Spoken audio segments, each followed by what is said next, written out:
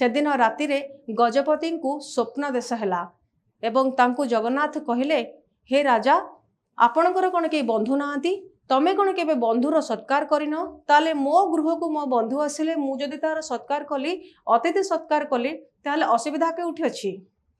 तत्क्षणात जेतेबेले गजपति देखिले एवं जाहिकी प्रहरी को पठेकी देखिले बंधु महांती सतकु सत कारागृह रे बंदी होते एवं सी आसिकी बंधु महांती की सेठू मुक्त कले एवं तांकू सुस्वादु भोजन सहित वस्त्र बासगृह पर समस्त व्यवस्था मध्य करथिले। दशबंधु जगन्नाथंकर महिमा जेते भी कहले शुणिबा कम हो जिवो। तांकर लीला जहा कहते विचित्र एवं एठी केवल से बंधु महांती को जे मनीष समाज रे व्यक्ति को से बंधुर आख्या देना तांको पाखरे अनेक किसी अच्छी कुआ जाए जगन्नाथ पाखरे साइंस काम करे नहीं एवं कुआ जाए तांकर पतिता पवन उल्टा डायरेक्शन रे चली थाए।